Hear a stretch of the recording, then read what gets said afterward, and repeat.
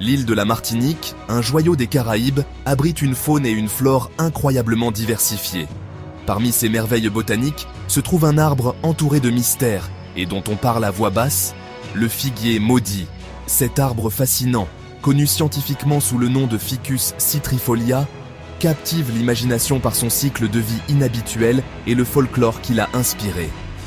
Dans cet essai, nous allons plonger dans le monde du figuier maudit, explorer ses origines, son mode de vie unique et le rôle écologique qu'il joue dans les forêts tropicales luxuriantes de la Martinique.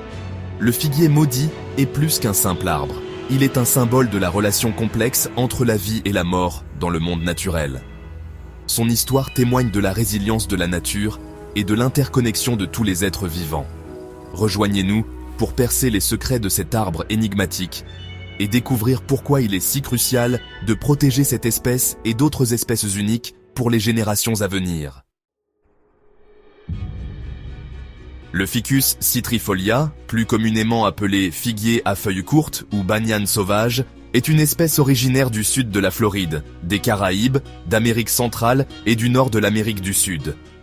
Sa présence en Martinique témoigne de sa capacité à prospérer dans les climats tropicaux à forte humidité et à précipitations abondantes. Cette adaptabilité lui a permis de devenir un spectacle courant dans les forêts tropicales de la Martinique, où il joue un rôle vital dans l'écosystème. Le Ficus citrifolia se caractérise par son écorce lisse, brun grisâtre, et ses feuilles brillantes de forme ovale. Ces feuilles sont disposées alternativement le long des branches et ont une texture coriace. L'arbre produit de petites fleurs discrètes qui se transforment en fruits charnus ressemblant à des figues. Ces fruits constituent une source de nourriture importante pour divers animaux, notamment les oiseaux, les chauves-souris et les singes, qui contribuent à la dispersion des graines. L'une des caractéristiques les plus remarquables du Ficus citrifolia est sa capacité à se développer comme une épiphyte. Cette adaptation unique lui permet de s'établir dans la canopée de la forêt tropicale, où il peut accéder à la lumière du soleil et aux nutriments qui sont rares au sol. Cette capacité à prospérer dans un environnement difficile témoigne de la résilience du figuier maudit et de son importance pour l'écosystème de la forêt tropicale.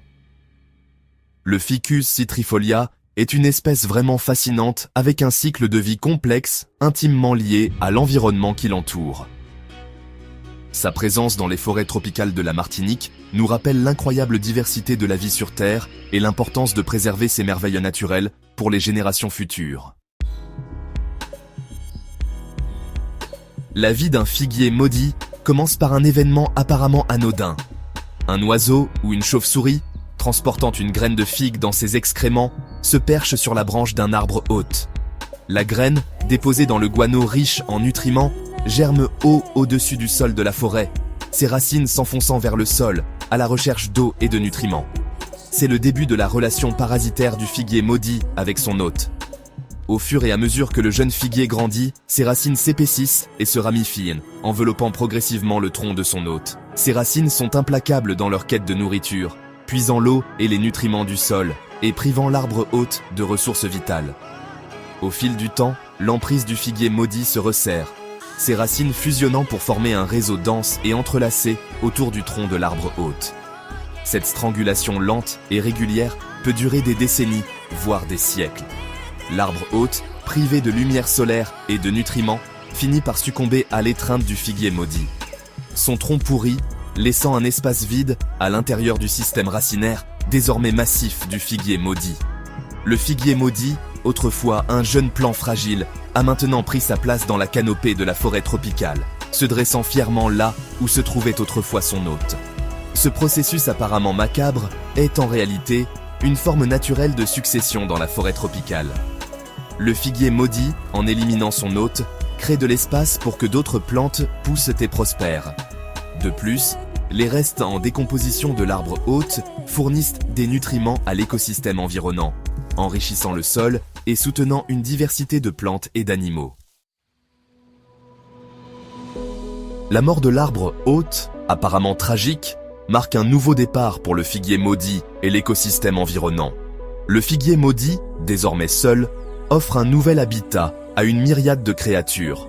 Les oiseaux construisent leur nid parmi ses branches, cherchant à s'abriter des prédateurs et des éléments.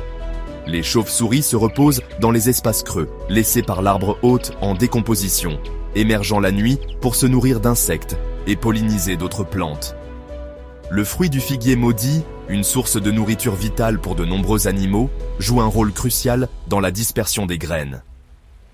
Les oiseaux, les chauves-souris et les singes, attirés par les figues sucrées et charnues, consomment les fruits et transportent par inadvertance les graines vers de nouveaux emplacements, où elles sont déposées dans leurs excréments. Cela assure la propagation continue du figuier maudit et contribue à la diversité génétique de la forêt tropicale. Le bois en décomposition de l'ancien arbre hôte, désormais enveloppé par les racines du figuier maudit, offre un refuge aux insectes, aux champignons et à d'autres décomposeurs. Ces organismes décomposent le bois mort, libérant les nutriments dans le sol et enrichissant l'environnement. Le figuier maudit, en substance, facilite un cycle de vie et de mort, contribuant à la santé générale et à la biodiversité de la forêt tropicale. Le rôle du figuier maudit dans l'écosystème va au-delà de la fourniture de nourriture et d'abri.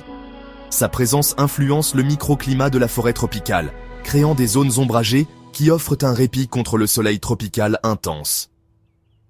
Ceci, à son tour, affecte la croissance des autres plantes et le comportement des animaux, soulignant l'interconnexion de tous les êtres vivants au sein de cet écosystème complexe.